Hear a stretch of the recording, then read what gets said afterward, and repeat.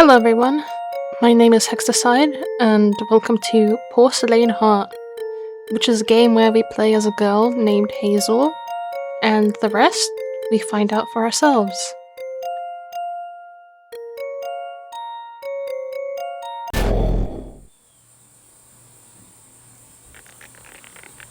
My hands clutch the grass. Early morning dew slides between my fingers as I curl up against the dirt, my vision swimming. Birds wheel far overhead, calling in the morning sun as my legs burn in agony. I can feel blood, thick warm blood, dripping down my legs as I try to pull myself up, and my head almost splits in two. Gritting my teeth, I look down at my leg. The sight makes me almost faint on the spot. The arrow shaft sticks out of my thigh, blood pouring from the wound, which has already started to fester. The skin around it is turning grey. I collapse backwards and stare up at the bright blue sky, my head swirling with half-formed thoughts and painful memories. Hazel! Hazel! Yes, sir. I've been polishing the silver in the diary room. It was almost evening, and my duty was to make sure that every last piece shone with beauty that befitted the Duke of March. That animation for free? Damn! I'd seen him so many times, staring at his own face in the reflection of a spoon, tweaking his mustache or his hair. Make sure you finish early today.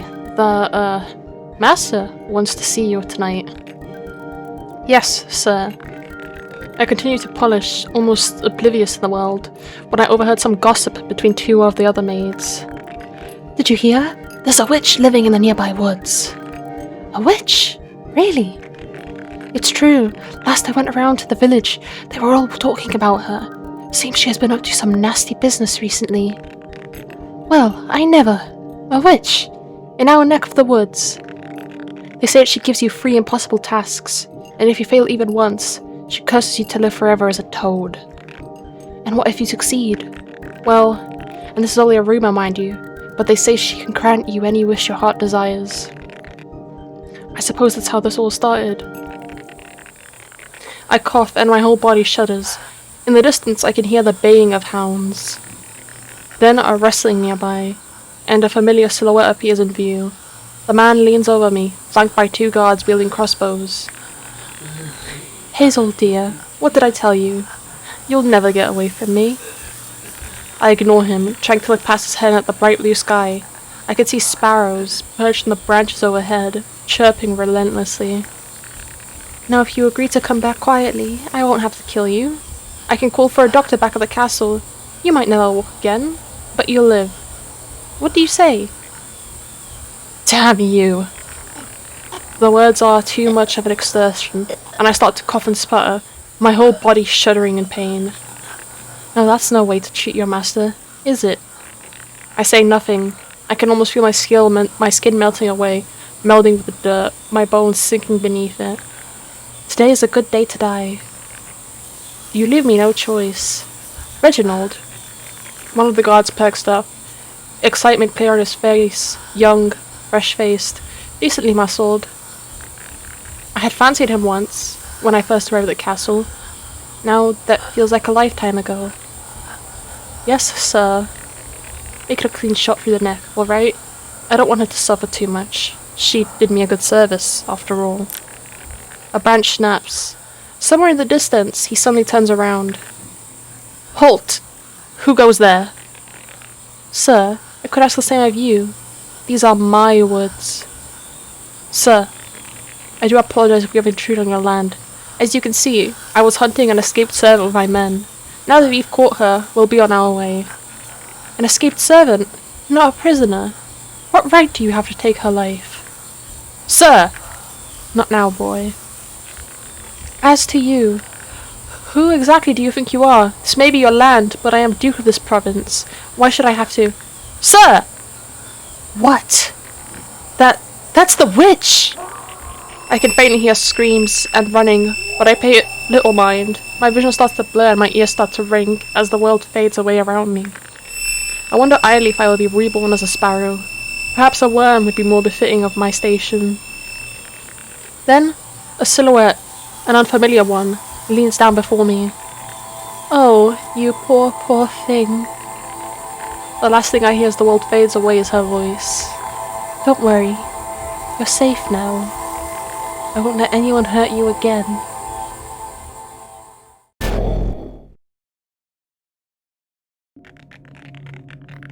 Warm light of the morning sun plays across my face, filtered through a dozen layers of dust and cobwebs. I sit up and blink a few times, making sure that I'm still alive.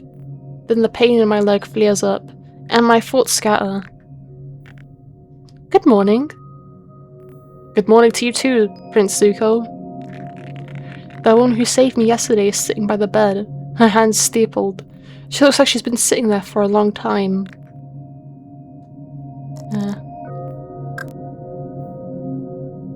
Can't save. Good morning. Good morning. I croaked out the words. My throat was dry as a desert. Oh, don't overexert yourself. Here. She picks up a clay bowl filled to the brim with pure, clear water and hands it to me. I gulp it down greedily, letting the water spill from the corner of my mouth and down my cheeks. I was starting to worry you might never wake up. I lean forward to return the bowl, but as I shift my wounded leg, it erupts in red-hot pain. In what feels like a slow motion, I watch as my bowl tumbles from my hands and crashes against the floor, where it shatters into 1,000 pieces. I'm so sorry, I didn't mean to. But my words trail off. The woman has barely reacted to the noise. She hadn't even flinched. It's alright. I have more bowls. More importantly, how's your leg doing? I shift aside the flax sheet. Beneath it, my leg has been wrapped in several layers of bandages, stained slightly red by my blood. The sight is enough to make me feel uneasy. Oh, queasy. Ugh. The woman chuckles, her voice clear as crystal. I suppose it can't be that bad, then. I did my best to clean the wound, but it'll take some time to heal. You should spend as much time as possible in bed for the next few days. Where am I? In my guest bedroom. Don't worry. I don't have any use for it, as you could probably tell by the clutter. Feel free to stay as long as you need. Thank you, My mouth moves, but the words refuse to form. My head feels like it's stuffed with cottons. Thoughts drift away from me. Oh, you're probably still very tired. I'll let you rest. Wait. We could talk more at noon, if you're awake then. She stands up to leave, and I try to sit up, but my body feels as heavy as marble. With one hand, I clutch at her dress and force my lips to move. What happened yesterday? Oh, you mean what I did to scare those men away? She smiles at me, but there's something deeply sad in her eyes. I threatened to curse them. That's all I did. Apparently my reputation precedes me. Can you curse someone? Don't be silly, dear. Curses aren't real. Now, you should get some sleep. She deftly extricates herself from my grip and leaves the room as I sink back into the bed. A stupor descends over me until the whole world is cloaked in fog. Sleep comes not long after. When I do eventually wake, the sun is high in the sky overhead and my stomach is growling. Miss! A few seconds after I call out, I hear her bustling through the house towards me. I prop myself up by one arm as she enters the room. What is it, dear? You said that when I woke up, Oh, you must be terribly hungry. I'll go and set the table. She leaves, then returns a few minutes later, carrying with her a chair. She sets it down by my bedside, then gestures to it. Go on. Get on. I'll take you to the table. Sure. It takes some effort and some pain, but I manage to pull myself out of bed and onto the chair. Then the woman reaches out one arm, back around the back of the chair and one arm beneath it. With a grunt of exertion, she picks the chair fully up off the ground and me along with it. Damn, the lady has a sleeper build. As she carries me along, barely even slowing her stride, I am reminded of some of my earliest memories. I almost feel like a little girl again, being carried along by my mother. The experience is a bit uncomfortable, but at the same time, somewhat reassuring. Eventually she sets me down at the table, and takes her seat across from me. Dig in. Thank you.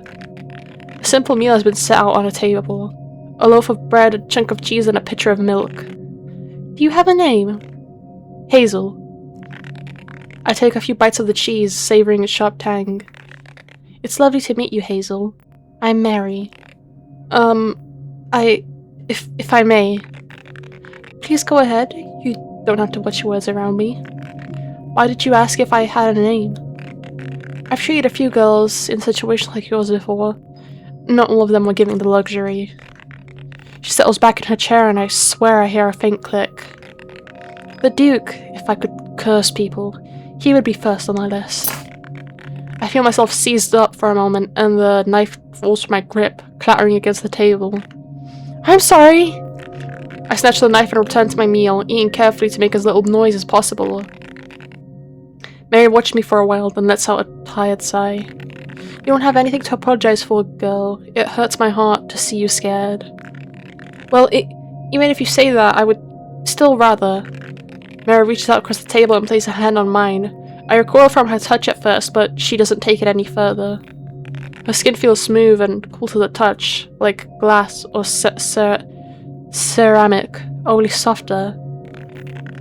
I give you permission to be loud, to be rude, to be obstructive. You don't have to be scared of being yourself around me, okay? Thank you. Good. I do, however, have a few requests that I ask you to follow during your time here. I unconsciously brace myself. Please never enter my workroom while I am working. I spend a lot of time working with dangerous substances and sharp tools. A small distraction from you could mean serious injury for me. Okay? I nod. Well, I always lock the door, so you don't have to worry too much about that. But even if the door is unlocked, make sure to call out first, okay? Yes, miss. Please, you don't have to call me miss. I'm not that old. Sorry. It's alright. Now as to the other request. Her hand moves again, and our fingers interlink, clasped together. You're free to leave whenever you wish, of course, but please don't do so without telling me first. I would be so worried that something had happened to you. Of course. Mary pulls her hand from mine, and clasps her hands together. Great! Isn't it nice to have that all sorted out? Oh, she has a little fang action going on. Silence settles between us for a while as I return to my meal, Mary watching on happily. If you don't mind me asking something, you mentioned your work. What sort of work is it? Oh, it's nothing that impressive. I make medicines, remedies, poultices, that sort of thing. I usually go down to the village once a week to trade them food and supplies. That cheese you're eating now was a gift from Old Man Jenkins for curing his son's fever. And that village, how far away is that exactly? Mary smiles at me again, but it seems hollower this time. If you're worried about someone finding you here, don't be. I haven't had a single visitor in 10 years. I'm sorry, but you just don't know the Duke like I do. If he wants to find me, then nothing will stop him. Not even the gates of hell. Mary rests one hand on my shoulder and stares straight into my eyes. If he does come here, I'll deal with him myself. After all, you saw how scared of me his men were. They wouldn't dare come near this house, even if they knew you were here. I suppose. Still not entirely convinced, I continue eating in silence until I hear a noise coming from underneath the table. I crane my neck to peer at the floor and see a furry black silhouette brush past my legs, purring smoothly. Kitty! Meow. Nope, no image for a kitty is a criminal. You have a cat? Oh no, I don't have Helena. She just likes this house. She's a proper wild cat. Mary reaches on the table and I hear a happy purr. See? I chuckle and continue eating until I've finished my meal. A few times I wonder why Mary hasn't eaten a single bite the entire time she's been sitting with me. She might be a vampire. The question seems rude to ask out loud. Once I'm done, Mary stands up, her dress billowing around her rigid form. So, how was the meal? It was good. It was good. Thank you! Once again, her face had barely moved, but her voice is clearly overjoyed. Unfortunately, I do have an appointment I need to attend to today. I'll only be gone for a few hours, so don't worry. Do you want me to move you back to your bedroom? Oh, no, I am alright here. Alright. Your legs should be mostly healed by now, but don't overdo it, okay? Mary bustles through the house for a while, gathering up items into a satchel. Then she steps out of the door, and I am completely alone. No, you're not. The cat's there. For some time I sit at the table, enjoying the feeling of the sun on my face, taking occasional sips of the leftover milk. Eventually, though, I grow tired of waiting for something to happen and ease myself slowly onto my feet. I have to lean on the furniture to keep myself steady, but I am able to move on my own. The house only has a few rooms: the main room, a small kitchen, my bedroom, and another bedroom, presumably Mary's. I resist the urge to collapse onto her plush double bed. At the back of the main room is a thick wooden door, cut from the gnarled wood of an aged tree. It's an imposing sight. I push the door open and step into the room, curiosity taking over me. Surrounded by so many fascinating sights, how could I resist? Kitty! Here, kitty kitty. Sneer looks down at me with a distinct dispassion. She yawns, closes her eyes, and returns to dozing. The bizarre creature floats in its saline solution, twitching occasionally. I make sure to stay far away. The thing looks like it could carry any number of hideous diseases.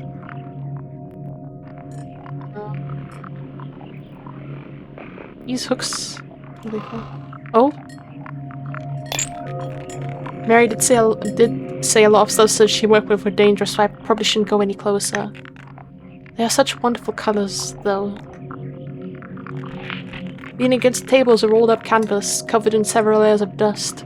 I pull it out and unfurl it, to reveal a painting worn and cracked with age. The painting is a portrait of a young woman sitting in a field of daffodils, a flower crown worn around her head. Between the bright sun, the intricate detail in the flowers, the joyful expression of the woman's face, it's obvious that this was painted with a love that bordered on reverence. It's beautiful. Huh. Inside is empty, except for a single old book, its cover delicately embroidered. I flip through quickly and I'm shocked to find intricately detailed illustrations of all kinds of plants and flowers. Did Mary draw all of these? How long did it take? How long must she have studied? Something about it draws me in and I find myself unable to resist. I tuck the small book into my pocket. Guys? That's kinda, enjoying yourself. I'm sorry, I didn't mean to. I stare out an apology, but she brushes it aside with a loose wave of her hand. No, it's fine. I just wasn't expecting you to be so interested in the alchemical arts. Tell you what, why don't I show you around properly sometime? Well, I don't want to be a bother. No, I'd be happy to do it. But for now, I'd like to get some work done, if that's alright. Mary strides across the room towards me, but it's only now that I notice how tall she is. I'm sorry, I should have asked for permission first. Please, don't be. I don't mind. Now, do you need any help getting back to your room? No, I can manage on my own. That's wonderful! I give her a hurried nod and pace out the room. I move as carefully as I can, and make sure she doesn't see the small grey book I have held by my side. For some reason I just couldn't bring myself to let go of it.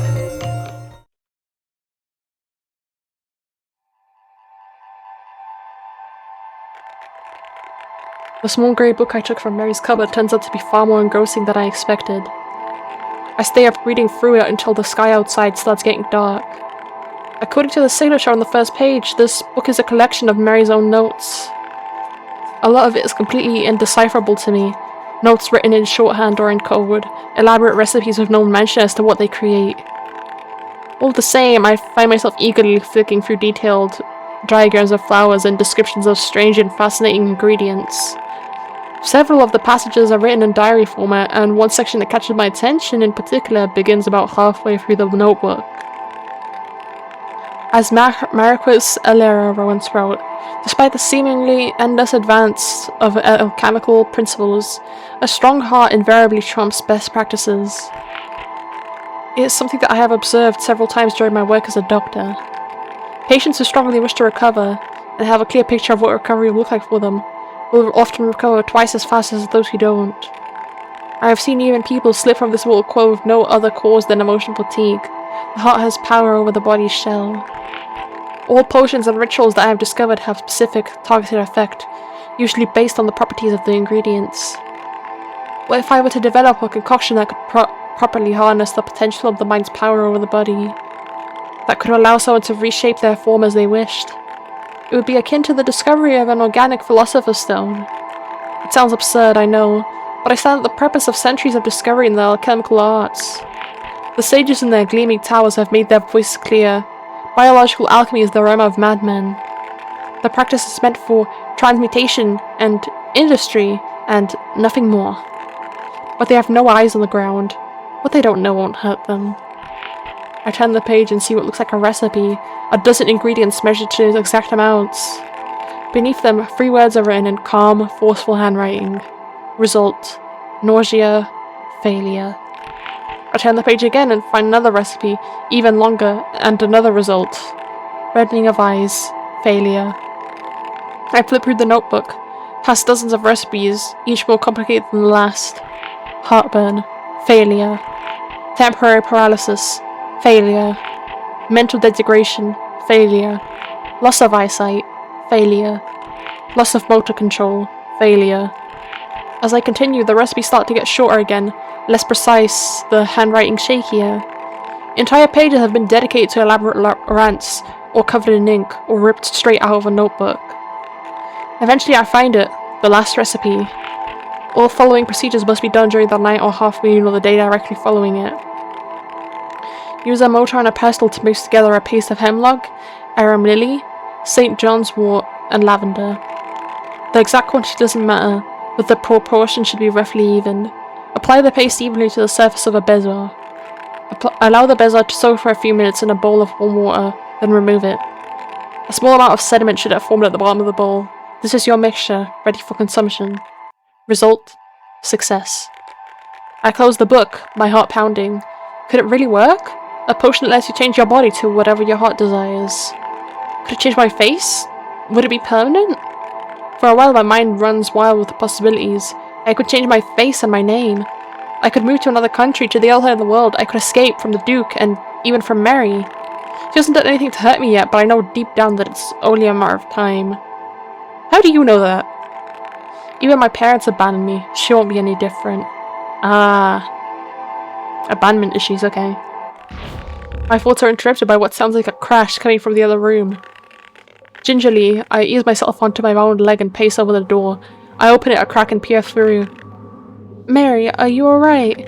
The room is dark, the only illumination coming from a single log burning away in the fireplace. I can see Mary's silhouette, huddled over at the very edge of the darkness, completely still. Mary?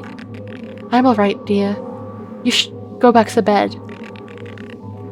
Her voice sounds dry and raspy. I take a step forward. Are you sure? I thought I heard a crash. Please, don't worry about me. She moves back slightly, dragging herself along the floor further into the shadows. My eyes are starting to adjust to the darkness though, and I can almost make out her face. I actually had something I want to ask you. It was... Get out of here! I jolt backwards. I'm sorry, dear.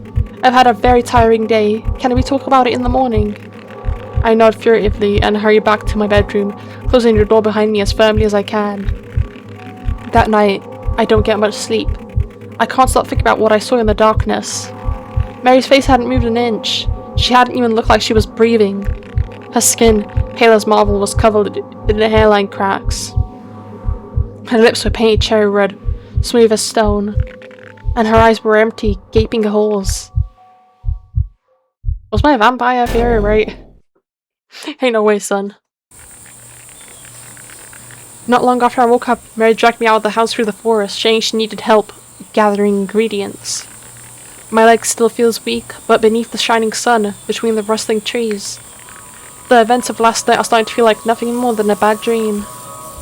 Not much further now. A fly buzzes past my face and I flinch reflexively. It drifts lazily onto Mary's shoulder, where it perches. She pays it no mind. Sometimes traders do stop by the village, but I get most of my potion ingredients from this forest. Nature is amazing, isn't it? That being said, this area is home to more than a dozen lethally poisonous species of mushrooms. Don't touch anything suspicious about checking me first. Got it? Yes, ma'am. I thought I told you to stop with that. Ah, here we are. He steps forward into a clearing, and I follow a step behind. Patchwork beams of sunlight shine down, filter through a thick layer of trees. The grass is bright and soft. Birds flutter overhead, hopping between branches. A small brook snakes around the edge of the clearing, bubbling with clear, fresh water. It's beautiful. I'm glad to see you appreciate it. I want to apologize for yesterday. I have a unique skin condition that can affect me very suddenly. I've been told that I look quite monstrous when it clears up. I didn't want you to think less of me, so I tried to hide myself from you. As you can see, I'm alright now. It's a very temporary thing. I do look at her properly. Her skin is clear and healthy, her eyes full of life. If anything, she looks much healthier than she did yesterday. Anyway, none of that really happened. None of that really matters. I shouldn't have shouted at you. I'm sorry. I let myself collapse into the grass, succumbing to the exhaustion in my legs, and look up at Mary. It's alright. I forgive you. You do? Really? It's like you said, right? You don't have to be scared of being yourself around me. It's not fair if I'm the only one who gets a free pass. I'm sure you have your own struggles. Oh, Hazel. She kneels down beside me and suddenly wraps me in an embrace. I freeze up first, then settle into her touch. Don't do it again, okay? I won't. She untangles herself from me and stands up, clapping her hands together. Now! She pulls a small pair of scissors and a pair of cloth gloves from her bag. Let's get to work, shall we? Ooh! Don't mind me, dear. I'm just taking a break. The flowers are lovely this time of year, aren't they?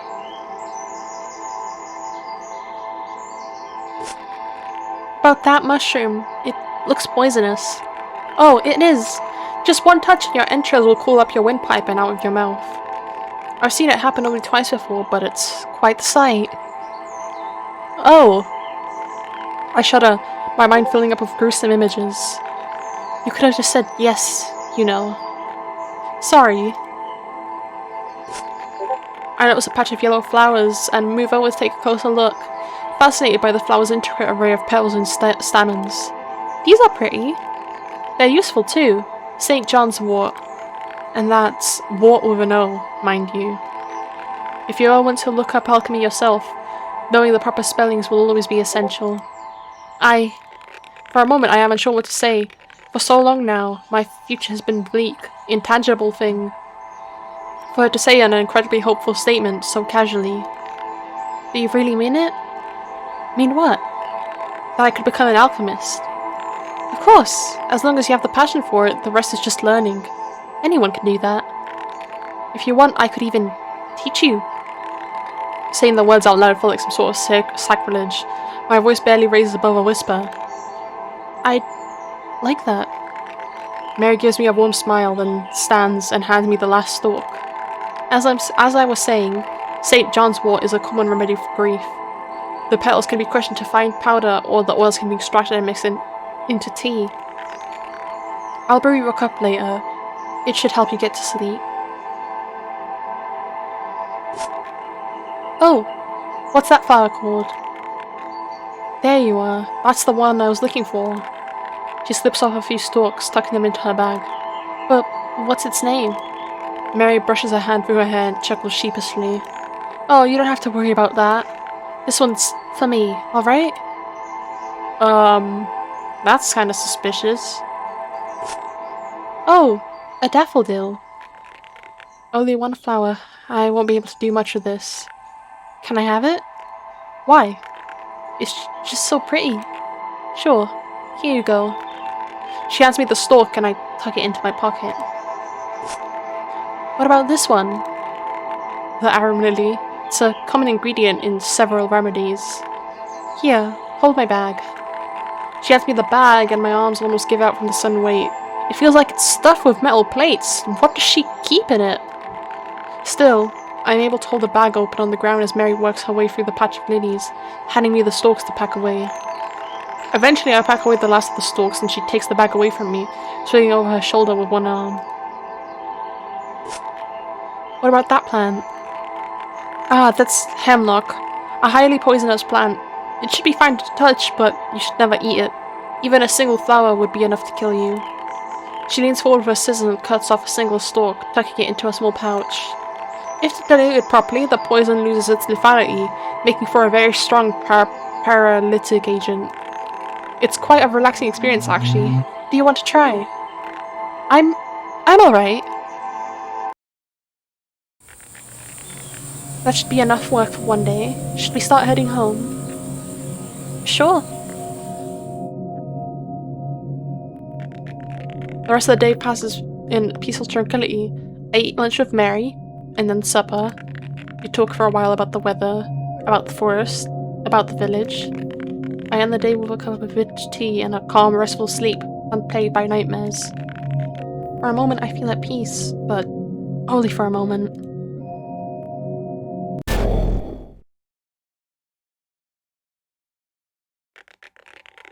When I wake, the sun is already high in the sky. When I finally gather the energy to leave my bedroom, I find the house completely empty. A note has been left on the table, written in careful, elegant handwriting. Sorry, but I'll be gone for most of the day. I've left some bread and cheese out on the table if you get hungry. I'll be back by the evening. M. I decided to take the opportunity to explore some of the area around Mary's house. Something bad is going to happen. The house is surrounded by a thick forest and seems to be hidden far from civilization. Despite that, it doesn't take long until I find a coarse dirt road snaking through the trees. I pick a direction and, on a whim, start to walk.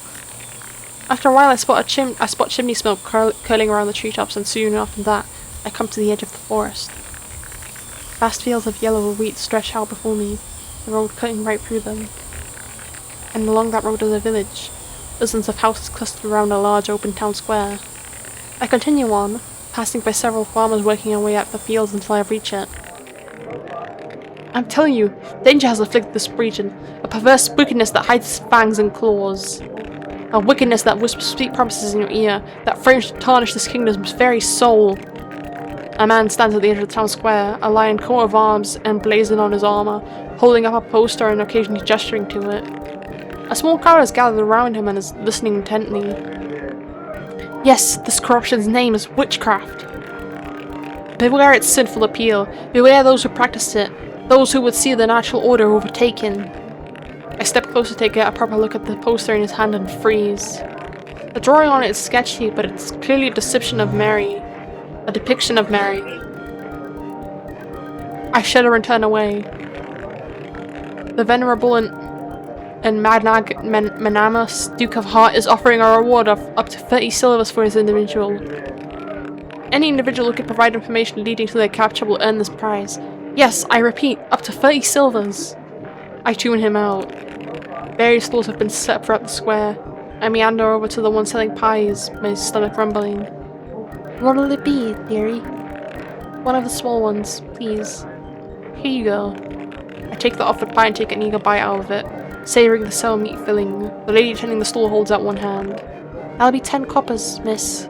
Oh, son, don't tell me you don't have any money. I suddenly realize I don't have a single coin to my name. Dude. Should I have tried to find some in Mary's room? But if I had, it would have felt like stealing. Do you have something to barter then? Oh, I'll pay for it. And one for me too, please. Who dat? Applejack, is that you? An unfamiliar girl barges past, grabs the lady's hand and shakes it vigorously. Are you sure? I got the money, don't I? Go on, then. Money changes hands and the two of us walk away from the store, pies in hand. Thank you, you didn't have to do that. I know. I don't even have any way to pay you back. That's when I realized it's still in my pocket. It's not much, but how about this? Oh, thank you! She holds the flower up to her nose and breathes it in, then gives me a coy smile. This flower. Should I take it to mean something? What do you mean? The girl looks disappointed. You're no fun. Come on, let's find somewhere to eat. We walk through the town for a while, looking for somewhere in the shade to sit and eat. Eventually we find it and sit down together. What's your name? Adrian, I think. Adrian. Oh, because if I say Adrian, it just sounds like Adrian. I think it's Adrian. That's a lovely name. She makes a sour face. It's an awful name. It's so old-fashioned. Makes me sound like I should be locked up in a glass case, slowly gathering dust. What about you? Hazel. Hazel, Hazel, Hazel. She repeats my name a few times as if trying out how it feels, then shrugs. It'll do. You're new around here, aren't you, Hazel? She takes a large bite out of her pie. I suppose. I thought so. I hadn't seen you around here before. And I know I'd remember your face. You would. So, what are you looking for? So what? Are you looking for work? Because I might be able to find something for you, if you're interested. Camping employees is crazy. I moved in with a relative who lives here. Ah, right. Are you going to be here long term? Maybe. That man in the town square. What was he talking about? Why? Do you want to join the witch hunt? No, I was just wondering if you knew more about him. One of the Duke's men shouting about witchcraft as always. The whole town's up in arms about it now. Of course we've known about the witch for ages, but we've always thought she was harmless. Until the troubles began. What troubles? There's been a blight on the crops this year, and Billy, 2 doors down, got his leg taken off by a wild boar. Nancy lost her baby to a miscarriage, and old Ted lost 2 of his goats to a wolf attack. That's just the start of it, though. There's been so much bad luck in the air recently, people have been drowning in it. What? I've seen it. People in good health dying in their beds, choking to death on the very air. It's frightful. Oh. A calm silence settles over us as we eat. As soon as she's done, Adrienne jumps up suddenly.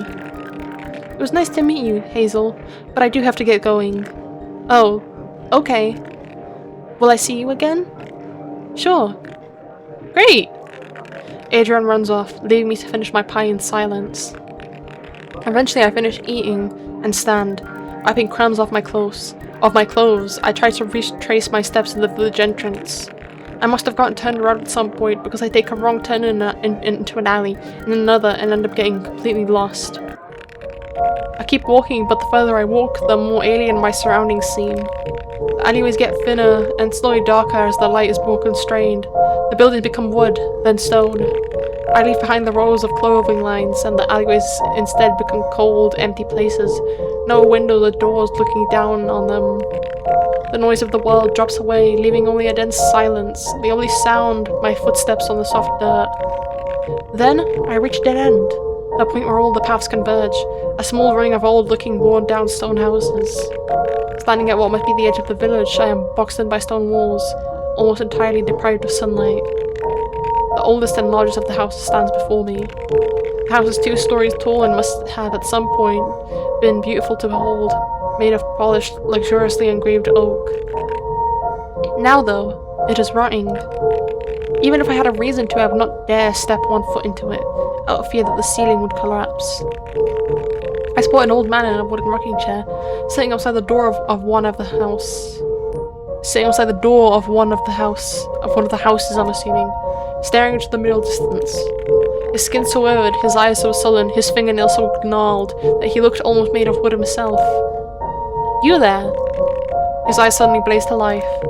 What are you doing here? Me? Yes, you! I was looking at... this house. I was just admiring this house. It's beautiful. I suppose that's fine. I was worried you were coming to steal from me. He mumbles a few more words as he settles back into his chair, but they don't reach my ears. Do you know why no one lives in this house anymore? It's a shame to see it rotting away. Eh? I said, do you... Well, why do you think? Do you really think anyone would want to live in this walled-off prison? Me, I couldn't move. My family's been here 10 generations. This is our family home, and I wouldn't abandon it, come hell or high water. But even if I didn't have my niece, making deliveries every so often, even I would have moved. Ain't nothing to be done about it, really. This part of the town is long dead. But someone must have lived here once, right? What happened? A serious look suddenly settles over the old man's face. Are you sure you want to hear the story? Because if I'm starting, I ain't stopping till it's done. It's an important story. I don't get many chances to tell it these days. Go on. This story is old, almost as old as I am. It happened in my youth, back when this area still breathed. A strange expression comes over him, a look of distant reverence, as if he's staring at a painting I can't quite see. See, this village seems young, but its bones are old. There've been houses on these hills for centuries, getting built, getting abandoned, rotting away. Their timber sinks beneath the dirt and becomes foundation for the next. Is why we got such good ground to building on. Once when the main road was long and winding, the heart of the village was here, and everything flowed through this point. Of course that wouldn't last forever. Eventually the road moved, and people built away, and this place became lost and forgotten. I remember hearing of some town far down the road being destroyed in the war. I heard that over time, that changed the very shape of the road, and that changed where people built. But you know, I never really believed that. The people changed before the road did. The house you see there was built for a strange couple. Pale as ghosts, barely ever talked, but the money flowing out of their pockets seemed to have no end. People said they were half royal, but no one could ever agree on which half. And their son, he shuddered. It was like you could see the devil in his eyes. You would swear you could see him communing with them, staring off into space at nothing at all for minutes or hours at a time, or when he talked to his dolls. There was always one he dragged around with him, everywhere he went. It was a creepy little thing, too, with its empty little smile, covered in cracks and fractures from being dragged across the cobbles. One day I found one of the thing's black glass eyes in my morning porridge. He shudders. I don't even want to imagine how it got there. One day I heard a strange noise in the middle of the night, and I looked out the window. I saw that boy, wandering aimlessly through the village, wailing, "I killed them! I killed them!" He was holding a bloody knife in his hands. That was the last anyone saw of the parents, too. They must be buried out there, somewhere in the fields. What happened to the boy? See, that's where things get messy. Nobody wanted to hang the kid, and nobody could bring themselves to let him starve either. Nobody wanted to take him in, though. He must have gone through a dozen or more foster parents. And because he never stopped being trouble, I always saw him battered and bruised. I began to feel sorry for him, in all honesty. You can hardly blame a child for succumbing to devilment, can you? There were a few more deaths too, almost always in suspicious circumstances, but never suspicious enough that the boy could take the blame. I suppose he'd gotten cleverer by then, because the town almost tore itself apart trying to find the killer. And then, one day, the boy was gone. He left a note behind, saying that he'd gone to study in the city. "I've gone to change my fortune," he said, and that was the last I ever saw of him. You can tell, can't you? There's no windows looking down on these black streets. Even the house have turned their back on this place. On its curse, on the blood that was spilled here. Of course, no one wanted to build here after that. But these are good fields, and good farming, so people just moved a bit down the road and called that good enough. So, what do you think of my story? Is it true? The old man laughs, settling back in his chair. It's as true as I remember it. Of course it's hard to say how much that means these days. His voice drifts off as his eyelids flicker, and he soon starts to snore. On my own again, and unsure what to think, I quickly pace back the way I came. Thankfully it isn't long before I find myself in the village square, from where I just followed the road. I take a few strides, but I eventually retrace my path. Oh my god, I can't read. It takes a few tries, but I eventually retrace my path through the forest, and find myself outside of Mary's hut again. However, when I push open the door, I see her, sitting at the table. Hazel! Where were you? Oh, I was just looking at the garden. It's really pretty. You've got some beautiful flowers growing in it. Why are we lying? It is, isn't it? I could show you around in more detail if you'd like. Maybe another time? I'm pretty tired. Mary smiles at me and I return to my room, shaking slightly. That night, I had fitful dreams of fire, and gallows and bloody hands.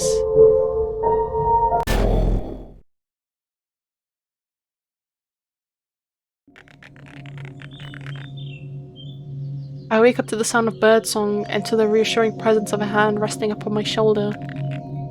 Hazel, did you sleep well? Let's be honest. Not really. I sit up in bed, brushing her hand gently aside. Did you want something? Well, I just thought that your hair is getting a little untidy. If you want, I could cut it for you. Sure. Wonderful. Just sit over there and I'll get started. Mary pulls a pair of delicate silver scissors from her bag as I carefully drag myself out of bed and onto the chair. I take another closer look at Mary. She looks tired, and her skin looks somewhat pallid. Oh yeah, if you look at her face, it looks like it's cracking. That's kind of odd.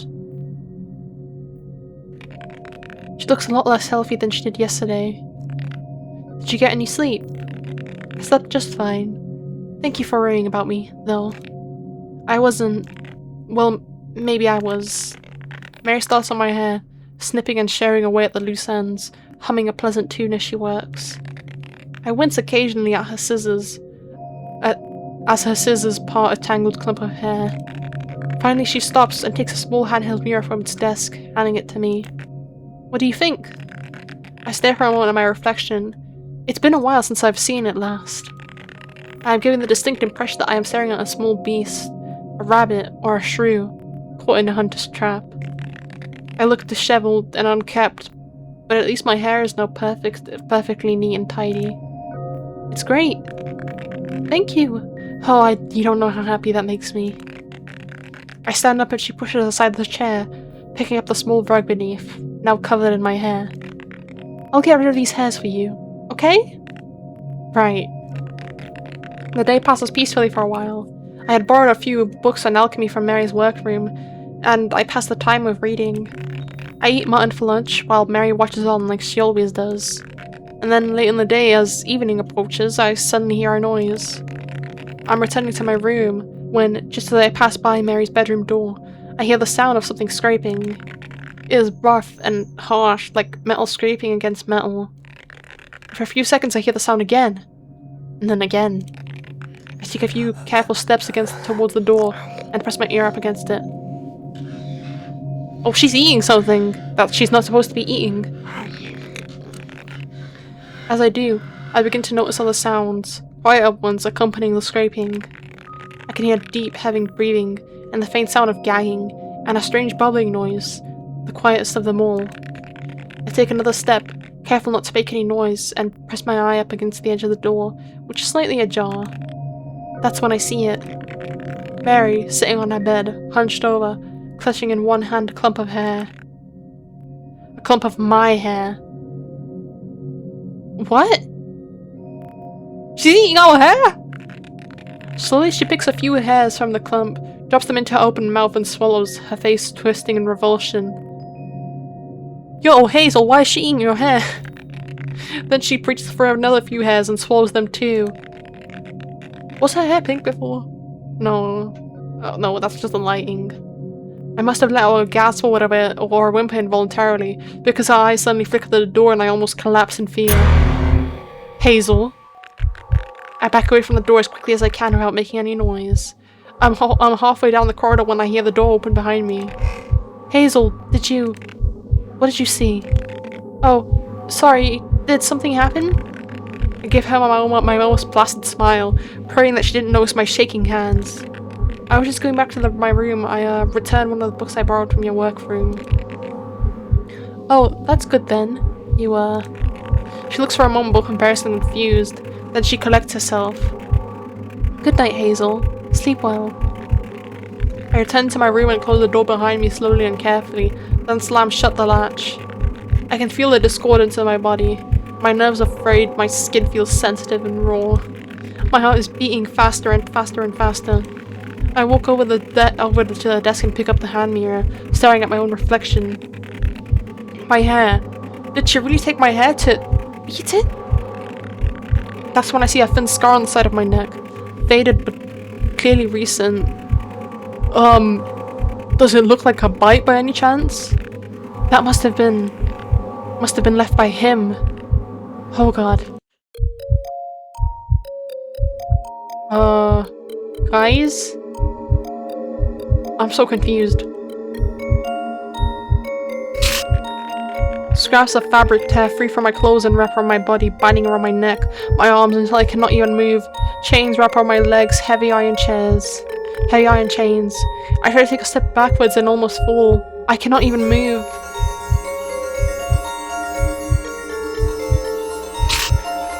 I can feel my nails twisting and lengthening into claws. What? I curl my hands into a fist and feel them pressed against my palm. It is a familiar feeling. His nails would dig into my skin, cutting bright red lines, until my whole back was peeled raw and slick with sweat and blood. What is happening? My skin peels away from my face, bubbles up and dissolves into the tranquil air. My body is nothing but raw, red muscle glistening with blood. I see it shift and deform in the mirror, pulsing with every beat of my heart. I touch my cheek with one finger and almost cry out in agony. My hair crawls along my scalp, bursting through my skin. He used to say he liked it long, that it made me look prettier, that he would tear and pull at it whenever he was upset. Sometimes I worried that he would tear until I went bald, and then he would have no more use for me. Blood trickles down the back of my neck. Oh! Oh no.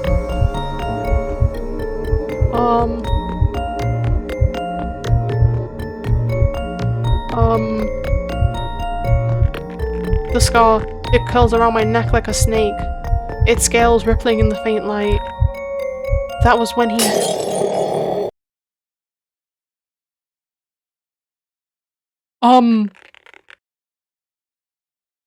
Was the analog horror jump scare, bro? When I come to, I'm lying on the floor in a puddle of my own vomit.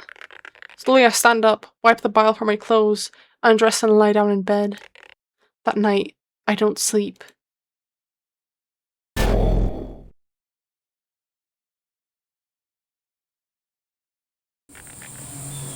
Where are we going this time? I trail behind Mary. She makes her way through the forest, brushing aside branches and stepping over rocks.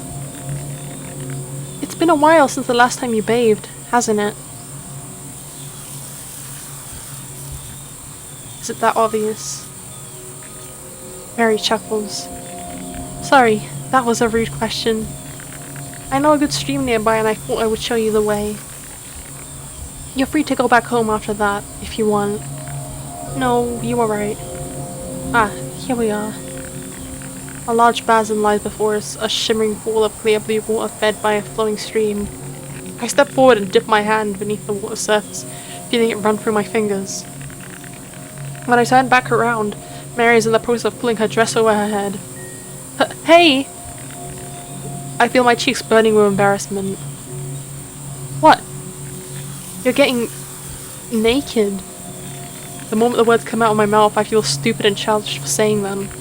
Of course I am. I need a bath. But I'm still here. Oh, it's fine. It's just us girls here, after all. I screw my eyes shut. Hello? When I opened them again, Mary was drifting through the water, a look of sheer bliss on her face. She lets out a deep sigh. This is wonderful. Are you not coming in? No, I kneel by the water's edge, overcoming frustration. This is why I didn't want you undressing. I knew you'd expect me to do the same. I can't do it, okay? I just can't. I don't mind. That's not what this is about. Oh. It's fine. I'll just wait until you're done, then you can go ahead. Well... She goes over to the water's edge, looking up into my eyes. You don't have to undress to go swimming. It's not like those clothes don't also need a wash. The walk back to the house will be a pain, but it's not far and you can undress once we're back home. I suppose. Pick off my shoes and lower myself into the pool feet first. The water is cold, but refreshing. I soon find my tension wearing away as I float along. I'm sorry, you know, about what you've gone through. You don't have to be. It wasn't your fault. Mary stands up and stretches, her back turned to me, and my breath is taken away. A web of scars adorn her back, carved into her skin. Your scars. I reach out one hand and brush it across her back, feeling its ridges, its contours. You like them? What? No, it's horrible. You must have gone through so much. Honey, you're looking at the proof of a life worth living. Really? Well, it must have been. Just look at how many people have tried to take it away from me. She laughs, but there's something hollow at the edge of her voice. I wrap my arms around her torso, feeling her cold, smooth skin. It's still not right. No one should have to endure so much suffering. You, least of all. Mary suddenly spins around and pulls me into a tight hug. Then she lets go and crouches down, cradling my face in her hands. Hazel, I love you so much. Oh. Okay. Nonchalant Hazel. Oh my god, bro. You're fumbling. I'm sorry. It's probably an awful thing to say after everything you've been through, but I couldn't hold it in any longer. I love you. Unsure of what to say, I stare at her face, taking it all in. Her skin is cold and pale. She looks more unhealthy now than she did yesterday. Her breathing is faint and her fingers feel stiff, almost lifeless. And yet behind her eyes is a fire more intense than any I've seen. She sighs and lets me go. I sink back into the water. I'm sorry about that. It's alright. I pull myself back to my feet, shaking the water out of my ears. Next time you want to randomly hug me, can you put some clothes on first? Hey, you were the one who... Next time? So I can keep hugging you. If it'll make you happy, then fine. Oh, Hazel. She pulls me to another hug and I fall back into the water under her weight. Hey! Sorry. Should we start heading back then? Sure. A while passes without much of note happening. Another meal, another conversation, some more reading. After lunch, Mary offers to show me around her workroom, and I oblige. The tour, her eager explanations are enjoyable, but there's one question I ask that provokes a strange response. And this piece of glassware is incredibly handy. It allows me to evaporate liquids, then recollect them for condensation, so nothing goes to waste. I'll show you how it works sometime. Where did you get all of this? Sorry. Oh, I was just wondering because a lot of this equipment seems really rare and expensive. I've never heard of most of these ingredients before. Mary opens her mouth, then pauses as if she's thinking of what to say. I suppose there's no harm in telling you. I used to be an alchemist in the capital. In fact, I used to study at the Royal College of Alchemy. Really? Mary chuckles. A decent pedigree was the one gift my parents left me when they passed. And the money, of course. I have a question. Is Mary trans? By chance? Is that why the thing in the book was a thing? I have a theory, but it's just a theory. A game theory. But then, what happened to make you leave the capital? Well, I didn't leave by choice. The academy kicked me out. Those stuffy old men. They didn't like how I changed, I suppose. I'm right. I can't believe I didn't pick up on it sooner. Anyway, enough about me. Do you want to see the garden?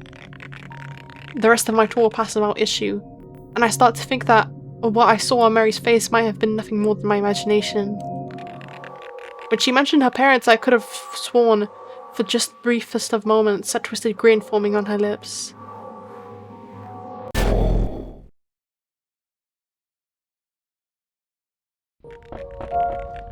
One morning, I am awoken by the sound of knocking and by a familiar voice.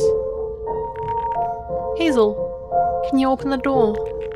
I get out of bed, unlatch the door, and open it. Why did you lock the door? You never used to do that. Whoa!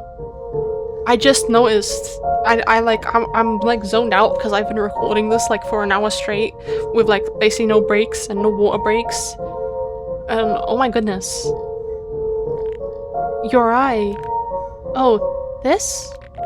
She tapped the bandage a few times, like the thought of it worrying me had never even crossed her mind. I just had a bit of a nasty fall, that's all. It'll be healed up in a few days, I'm sure. Are you sure? It looks bad. I told you, it's fine. More importantly, I need something from you. What is it? I need your blood. I laugh, and I expect her to laugh along with me. She doesn't. The look in her eyes is serious, no more than that. I only now realize just how disturbed she looks. Her only unharmed eye has gone wide, its pupil a tiny black dot in a sea of white.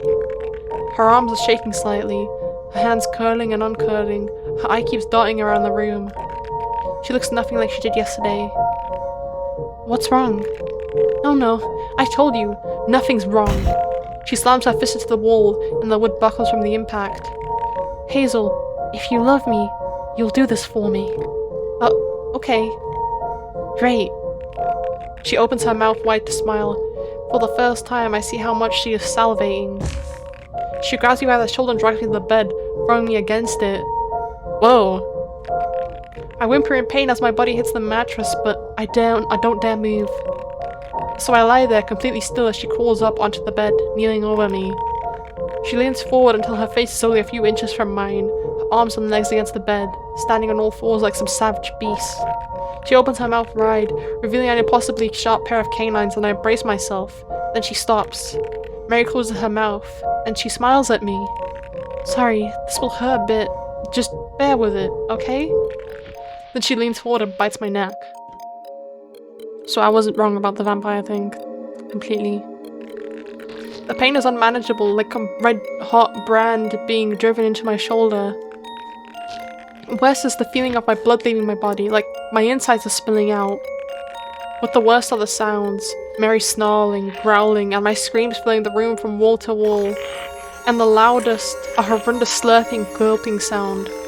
I watch in disbelief as her body thrashes, and her skin almost starts to glow, its colour slowly returning. I see small hairline cracks across her body, one that I never noticed before, binding before my eyes. Her hands find mine and our fingers lock together. This is very urethral. She presses me down against the bed, and I can feel myself being almost crushed under her weight. My vision is blurring, sound is receding from the world, and my breath is coming up short, and then Mary lets go of me. The pain fades somewhat. She sits up, and wipes my blood from her mouth with one hand. Thank you, honey. You have no idea how much I needed that. Then she clambers off the bed and leaves me there, my arms and chest sore, my clothes a mess, my shoulders still bleeding.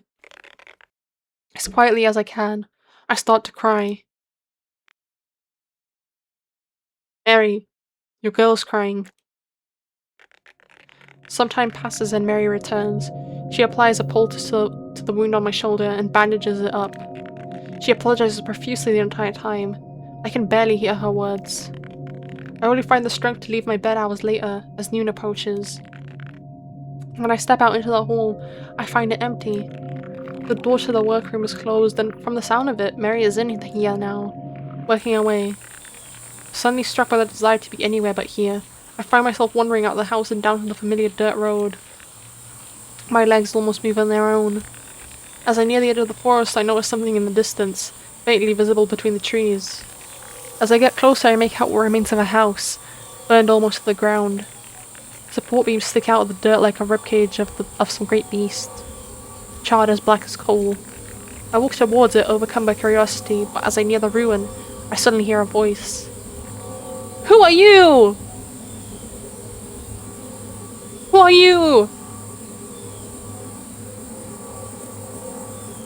Are you lost here? An unfamiliar man in priestly garb is standing to my room. To my right. To my right. From his tranquil posture, he looks to have been standing there for a while. No, I'm fine. He's clearly unconvinced.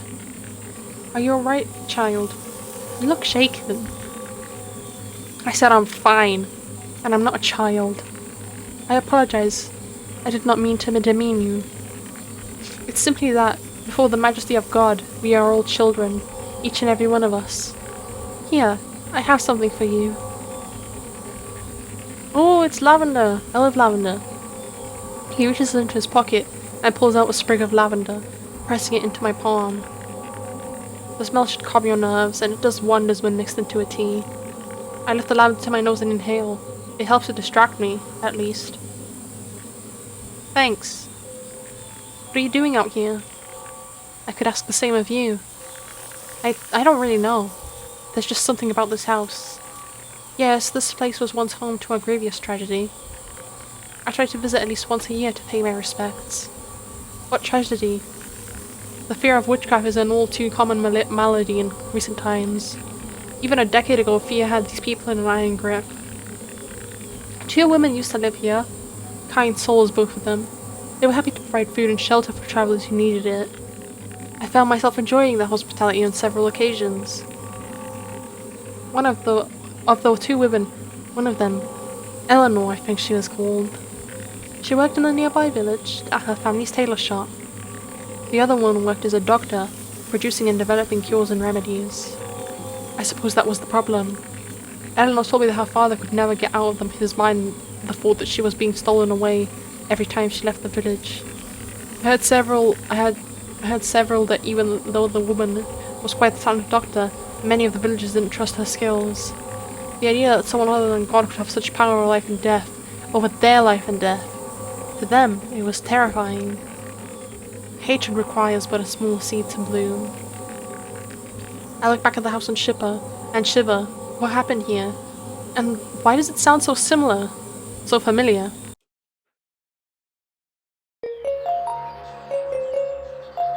Ooh, another iron one. I'm gonna take a quick water break. I ended up spending way longer away from my desk than I expected. Anyways, I can see something behind the glass. It looks familiar, almost. I step closer and carefully press one hand against the glass, but it doesn't budge. The window is the one part of the building that's still fully intact, and whatever's behind it is blocked by rubble on the other side. I'm going to need something heavy if I want to get through it. I lean down and pick up a large rock with both my hands, straining from the exertion. What are you doing? You'll see. Oh, I need to actually select the rock. I heave the rock with all my might and flinch as I hear it crash to the window, shattering it to pieces. A few birds fly out of the trees overhead, cawing and cooing in surprise at the sudden noise. As carefully as I can, I step through the broken window, avoiding the sharp panes of shattered glass. On the other side, almost buried under the rubble, are a few scattered ingredients in a cracked clay bowl. The ingredients look random at first, but I know better. A sprig of lavender, a branch of hemlock, and in the center of the bowl, a Burza stone. Oh yeah, Mary was definitely here before. I clamber back out of the wreckage and look back at the priest who's staring at me in shock. Sorry, I needed this. I give him a short nod, then turn around and leave. At first I intended to head back home immediately. Then I remembered what's waiting for me there, and I pause. An image of Adrienne flashed through my mind. I need someone to talk to. Someone who won't hurt me. I turn around and head towards the village. I break out of the forest, and my pace quickens. When I finally reach the village, I'm almost running. I come to a halt in the town centre, look around, when... Hear ye, hear ye! Justice has been served. Another fallen soul has been purged from this world. Witness her pain and repent your sins. Repent! I don't hear a word he says. In the center of the town square is a makeshift gallows. Hanging on the gallows, swinging slowly in the faint wind, is a lump of flesh, grey, rotten and lifeless. Oh no. My blood runs cold. I collapse to my knees. What happened? What in God's name could have happened here? Just 3 days ago, Adrienne had been so full of life. Why? Why not Mary? She's the one I've been hunting for, right? She's the damned witch! She's the one who deserves to... I can't afford any more attention, and I can't bear to stay here even a second longer. So I run. Without any thought of where I was running to, my feet pick up speed until the world around me seems to fade into the distance. I bite my lip to fight back the tears. I'm already getting some stares from the crowd. I only stop and collapse onto the dirt, grasping for breath when the village is no longer in sight.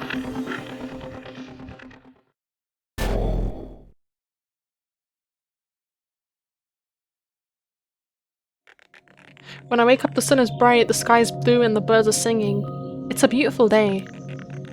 I groggily pull myself out of bed and stumble into the hall. Once again, I find the house empty. There is a note left on the table in shaky, unconfident handwriting, next to a loaf of bread and a few apples. I don't think I should be around you anymore. I don't know when I'll be back. I'm so sorry. I take a bite out of one of the apples, savoring its bitter taste. Then I get to work. Mary was in the workroom all of last night, so I couldn't use it, but last night was a half moon. Today would be my only chance to prepare the potion for into the next month. I enter the workroom and retrieve the bezoar from its hiding place, then lay out all of my ingredients. Hemlock, arum lily, St. John's wort, and lavender. Mixing the paste takes a while, as does preparing the water. It takes some searching through the kitchen to find a bowl, then I have to trace my path back to the stream. Then I use a tinderbox to get the fireplace going and hold the bowl at arm's length until it all feels warm enough. From there I follow the instructions to the letter, apply the paste to the bezoar, let it soak in the water for a few minutes, and collect the sediment. I scrape it up into a small glass vial, no bigger than my pinky finger, cork the vial and tuck it into my pocket. I am suddenly overcome with hesitation. That's it, right? All I have to do now is drink the potion, and no one from my past life, or my current one, will ever be able to find me again. I will be free at last. Shaking slightly, I raise the potion to my lips and seal myself, when I suddenly hear a noise outside the door. Panicking, I quickly cork the vial and stuff it back in my pocket when the door bursts open. Hazel! I realize for the first time that she isn't wearing her eye patch. In fact, her eye is completely healed. For a moment, my neck twinges with a dull pain. Yes? I'm sorry. She reaches out and takes my hand, but when I recoil from her touch, she shrinks back. I mean it. I really do. I thought I needed some time to think, but I was just trying to avoid this conversation. I don't want you to hate me. But maybe you should. The things I've done, the people I've hurt, the people I've abandoned, I don't deserve forgiveness anymore. Here I am, trying to run away again, like I've done so many times before. If you give me a chance, just one more chance, then I'll do everything I can to make it up to you. I swear I'll never hurt you again. Can you do that? Give me one more chance? I open my mouth to give her my answer, when I suddenly hear the distinctive sound of someone knocking the house's front door. We both freeze. Who is that? I don't know. The knocking repeats, louder now. I move closer to the front door, my nerves on edge. Hazel! I know you're in there. Come out now and we can settle this peacefully. My blood freezes. I know that voice. Alright, I didn't want to do this, but you leave me no choice. Reginald! There is a crash, and a shower of splinters as an axe tears into the door. Breaking through the hatch, the door swings open. Good man, Reginald. Keep the supper and you'll earn the knighthood any day now. The Duke of Heart barges his way into the room, flanked by two tough-looking guards, each armed with a crossbow. My blood curdles. Mary steps in front of me and rises to her full height, her hands clenched into fists, her eyes full of fire and brimstone. And just what the hell do you think you're doing? Why? Reclaiming my property, of course, as is my God-given right. Don't make too much of a fuss about it. This is my land, after all. I was bound to find her eventually. He reaches into his pocket and pulls out a daffodil, staring at it with some tenderness. That girl, Adrienne, she was quite a talker once I put her under the knife. Not that it did her any good. You're sick. Get out of here now if you want to keep your life. The Duke sighs, carefully tucking the daffodil back into his pocket. Can we do this like adults, please? Without the name-calling and stupid threats. Your threats aren't going to work. I've taught my man a lesson or two about fearing anyone other than me. I notice whip scars and bruises among the men's arms and faces. I shiver. Hand over my Hazel, while I've ordered my man Reginald here. He claps Reginald on the shoulder, who looks uncomfortable with the attention. To shoot an arrow right through your head. Your death will be painful and ugly, and then I'll take her anyway. It's your choice. Hazel isn't yours. She never was. You just aren't getting it, are you? I am the Duke of this provenance. I own the floorboards you are standing on, and the ground beneath it. I own this house, and I own this forest, and I own Hazel. She is, in fact, one of my most treasured possessions. I cannot stand the thought of anyone else touching her. Mary bristles at his words, and the Duke's features light up in sadistic glee. Oh yes, I've heard of you before. The way you take in poor, broken young girls and leave them homeless when they reject your advances. Several of my current maids came to me because they had nowhere left to go after you abandoned them. He nods towards me and I shrink back behind Mary. Does she know? Have you tried to touch her already? Oh, look at her eyes. Of course she knows. And have you apologized yet?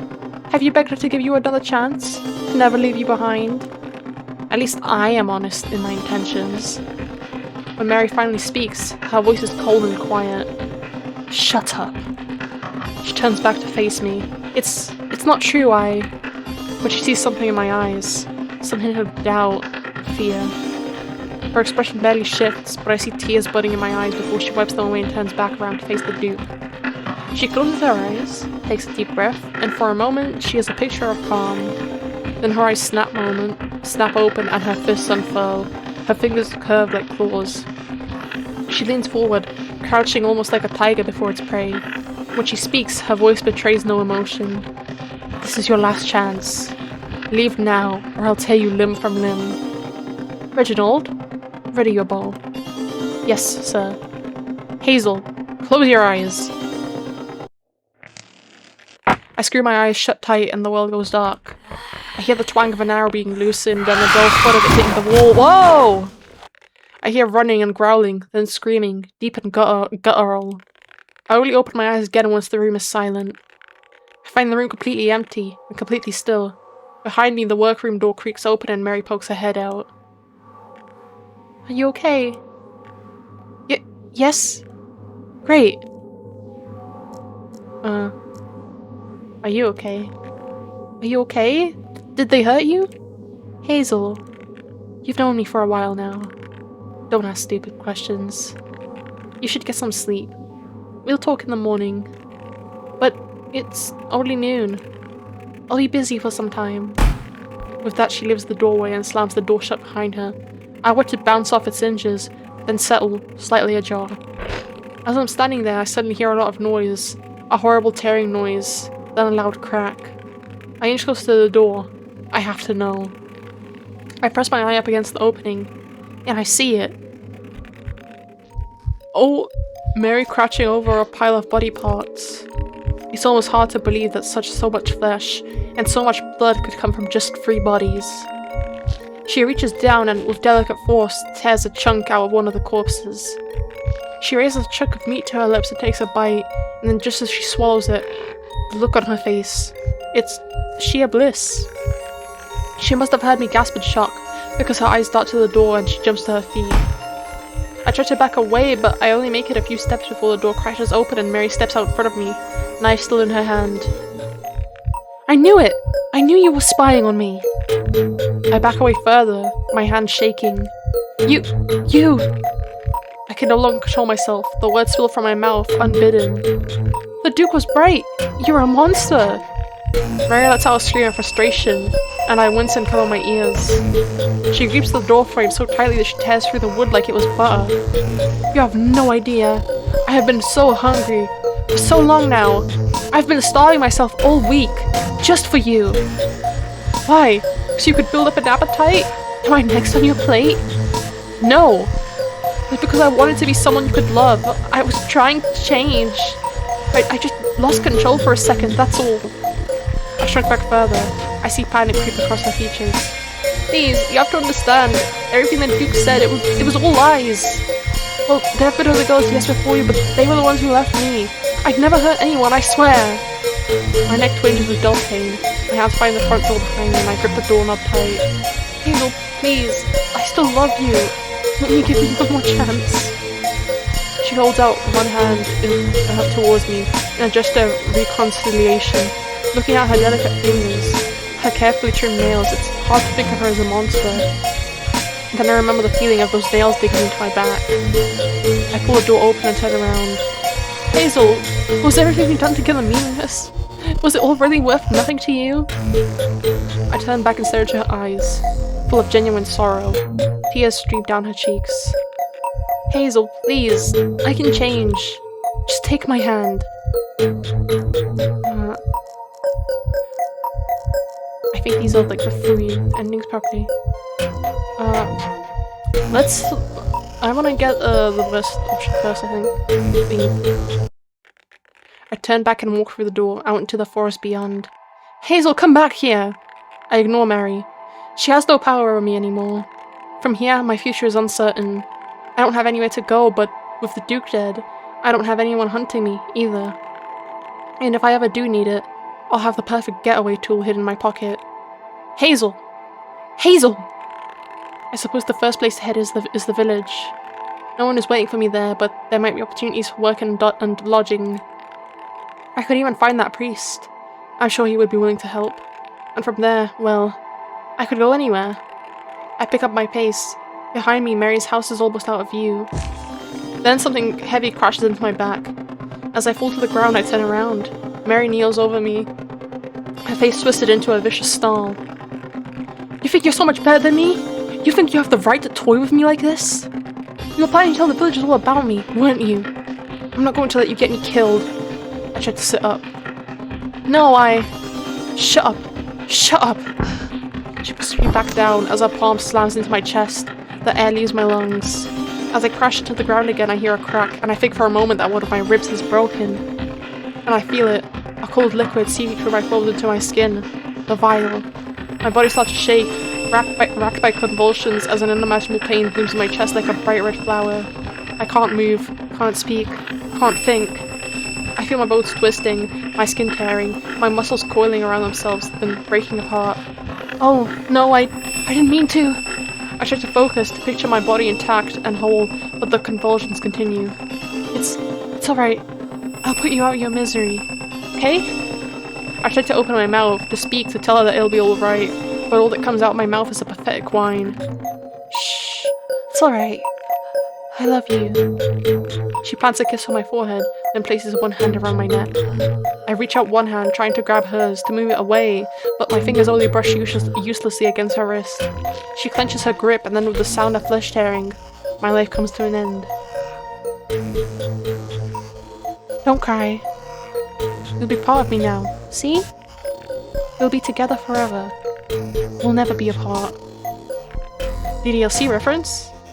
Well, I'm sorry. I'm sorry. I'm so sorry.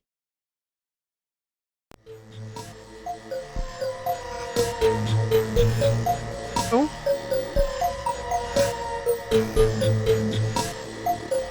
Well, that's a lot of people. Good luck, everyone. Thank you so much for playing our little labor of love.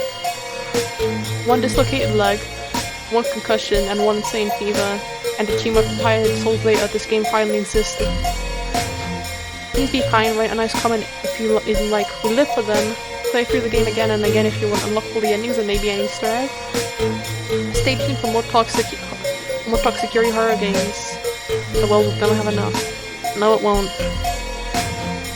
Okay, let me see what the other options lead to. This time let's ask about the potion. A while ago you said you had a unique skin condition. I'm guessing it's a bit more than that. Well, yes, but... And you got it from drinking that potion, didn't you? How'd you know? I thought so. I'd suspected it for a while now. Would Mary really be devoted so much to creating this potion if she had no interest in drinking it herself? And could such an incredible potion really come with no side effects? I pulled the small vial out of my pocket and stared at it. It looks like a muddy green liquid, nothing more. To think that so much power could be contained in something so unremarkable. Is that... Hazel, put that down! It's dangerous! I know. It's all your body's fault, right? Your cursed body. That's what makes you hurt people. No one could ever really stay by your side. No one could ever understand your pain. Because no one else has been through what you have. What are you doing? Giving you a second chance. I raise the vial to my lips and drink deep of it, feeling its bitter tang fill my mouth and feeling its power fill my veins. I am unmade in an instant, and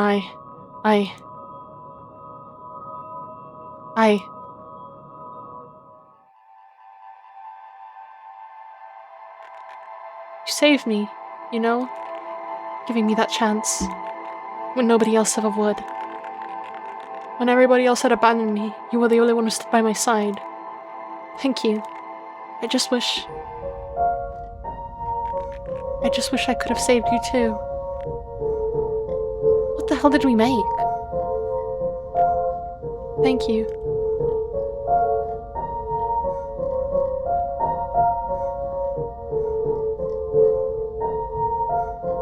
Did we mess up the potion somehow?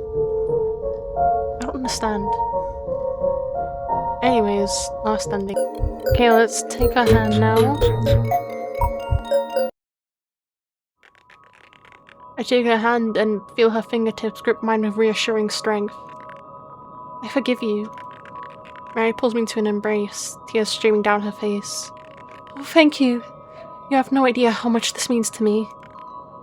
It's alright. I never hated you, I was just so scared.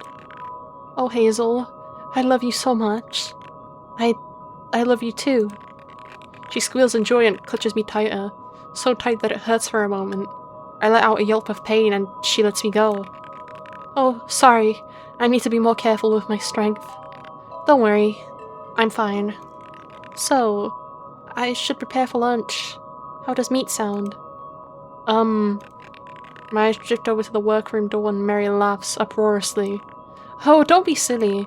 I have some lamb left in my pantry. I'll go get it now. That sounds great. Wonderful.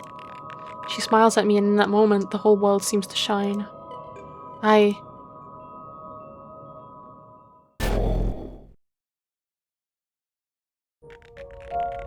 My world is, for now, blissfully dark and silent.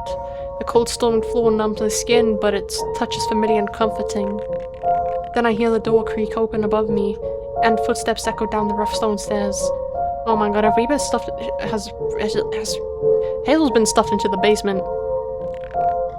How are you doing, honey? I let out a low, dull whine, but Mary just chuckles. That doesn't tell me anything. My mouth tries to form the words, but my lips just flap uselessly. Come on, you should really be used to it by now. I'll keep teasing you until you get it through your head. You're never going to be able to speak back to me again. She pushes my lips aside and reaches one finger to my mouth. It brushes against the useless stump where my tongue used to be. Good. The cut's healing nicely. I whine pitifully, but Mary just looks down at me with scorn. Come on. You shouldn't be so upset. It's not like you ever use that tongue for anything meaningful. This is what comes to those who speak only to pass judgment. Alright. Although I have trained as a surgeon, so... She leans forward and whispers into my ear. Once I'm sure you've learned your lesson, I might just let you have it back. Won't that be nice? I recoil from her, retreating back into the darkness, but she just follows me with her candle. Its light burned my weakened eyes. Are you hungry? Is that why you're so upset? I tried to back away further, but the chain wrapped around my leg catches against the wall. Mary sighs and moves closer. One of her arms wraps around me and the other brushes through my hair, trimmed down to almost nothing. I know, it's sad that I have to chain you up like this. We both know the reason why, don't we? Every time I give you space to roam, you try to run away from me. When will you learn your lesson? I whine and try to push her away. Mary looks down at me with pity. Look, I don't hate you. I want you to be happy. If you keep playing along and doing everything I say for just a few more days, I'll let you up into the garden next time. You'd like that, wouldn't you? Good girl. Her arms coil around my body like a python, squeezing me like a vice. I am breathless until she relents and I gasp for air. I try to pull away from her grip, but she just holds me on tighter, and I go limp. I stare up into her eyes, so full of desperate affection as she leans in closer. I love you.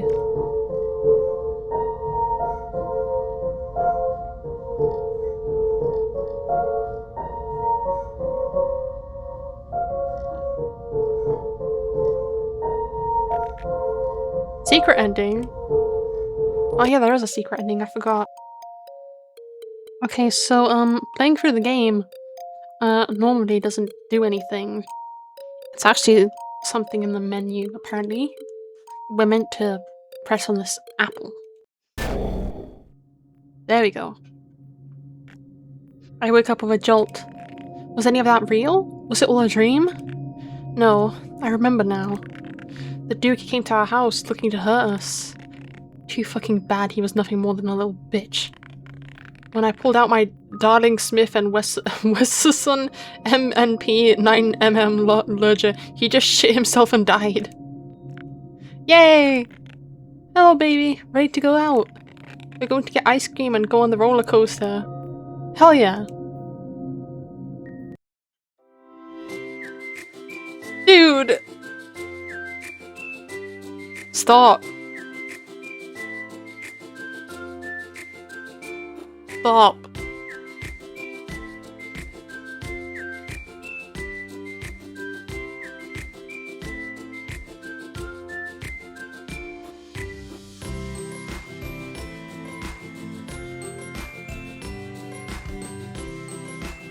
Yuri, so true! So true! We love Yuri on this channel. I'm just gonna end off the video on this screen. Okay, thank you so much everyone for watching. I do the art in this game really good. I do like that it's animated.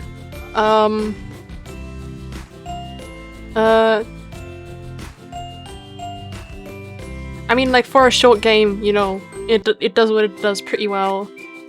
Though, I am kind of, like, starting to, like, yearn for, like, more, like, romances that are built over time.